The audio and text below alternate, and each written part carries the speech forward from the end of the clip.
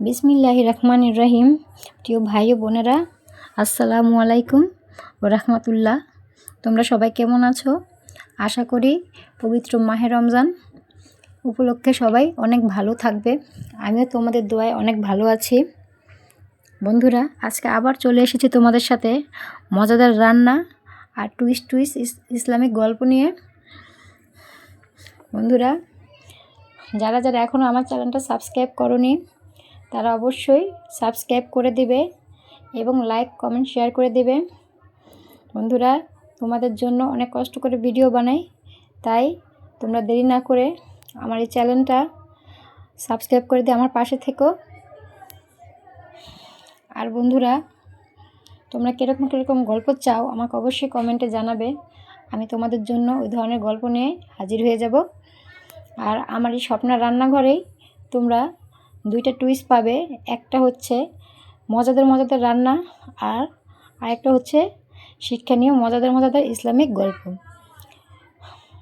তো বন্ধুরা, কথা না বাড়িয়ে চলে যাই মেন গল্পে। বন্ধুরা, আজকে তোমাদের সাথে আমি এরকম একজন নবীর জীবন কাহিনী তুলে ধরব। অতি পরিচিত আমাদের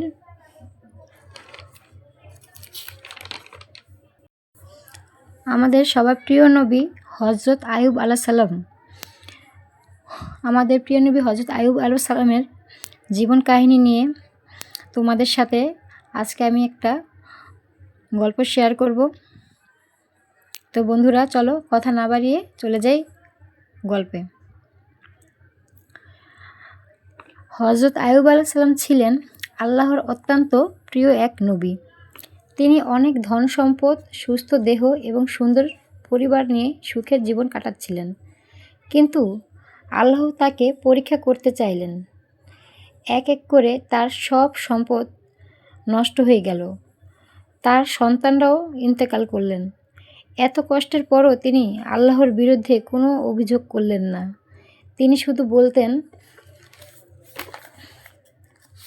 আল্লাহ যা দেন তা তার রহমতেই দেন, আর যা নেন তাও তার হিকমতেই নেন। এরপর তিনি কঠিন অসুস্থতায় আক্রান্ত হলেন। তার শরীরে মারাত্মক রোগ হলো। মানুষ তার কাছ থেকে দূরে সরে গেল, কিন্তু তার স্ত্রী সবসময় তার পাশেই রইলেন। দীর্ঘ বছর কষ্টের পর একদিন তিনি দোয়া করলেন, হে আমার রব, আমি কষ্টে আছি আর আপনি তো পরম দয়ালু। আল্লাহ তার দোয়া কবুল করলেন। তাকে নির্দেশ দিলেন, মাটিতে পা দিয়ে আঘাত করো।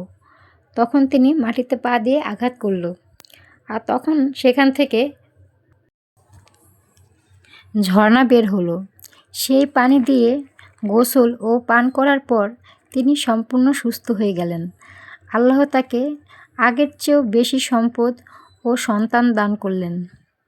তো বন্ধুরা, এই গল্প থেকে আমরা কী শিখতে পেলাম? এই গল্প থেকে আমরা শিখতে পেলাম বিপদ আসলে ধৈর্য ধরতে হবে। বিপদ আসলেই আমাদের অধৈর্য হয়ে গেলে একদমই চলবে না। বন্ধুরা, আমাদের ধৈর্য ধরতে হবে। ধৈর্যের মতো বড় শক্তিশালী অস্ত্র আল্লাহ কখনো বান্দাকে অকারণে কষ্ট দেন না। দোয়া কখনো বৃথা যায় না। আর সত্যিকারের মুমিন সেই যে সুখে দুঃখে আল্লাহর উপর ভরসা রাখে। তো বন্ধুরা, তোমরা এই গল্প থেকে কী শিখতে পেলে আমাকে অবশ্যই কমেন্টে জানাবে। আর আমার এই গল্পটা তোমাদের কাছে কীরকম লাগলো তোমরা সে কথাও আমাকে কমেন্টে জানাবে। আর আমার এই গল্পটা যদি ভালো লাগে আর আমার এই রেসিপিটা যদি ভালো লাগে তাহলে অবশ্যই আমাকে সাবস্ক্রাইব করে আমার পাশে থাকবে। বন্ধুরা, তোমাদের সাথে আরেকটা গল্প আমি 2 মিনিটের জন্য শেয়ার করতে চাচ্ছি। সেটা হচ্ছে আমাদের প্রিয় নবী ইউনূস আলাইহিস সালাম। তিনি আল্লাহকে এতটাই ভালোবাসতেন যে তিনি আল্লাহর হুকুম ছাড়া কখনো কোথাও নড়তেন না। একদিন তিনি তার কৃতকর্ম আল্লাহর পথে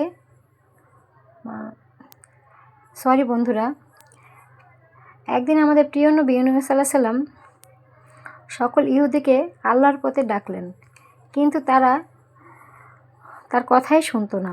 বারবার বোঝানোর পরও তারা অবাধ্য থাকতো। এ সময় তিনি খুব কষ্ট পেলেন। আল্লাহর অনুমতি ছাড়াই তিনি সে এলাকা ছেড়ে চলে গেলেন।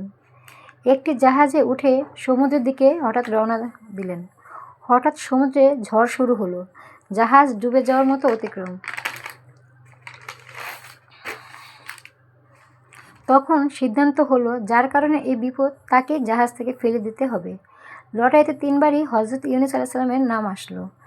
তখন আমাদের প্রিয় নবী ইউনুস আলাইহিস সালাম বুঝতে পারলেন যে আল্লাহ তার ধৈর্যের পরীক্ষা নিচ্ছে। তাই তিনি কোনো কথা না ভেবে তিনি স্ব-ইচ্ছায় পানিতে ঝাঁপ দিলেন।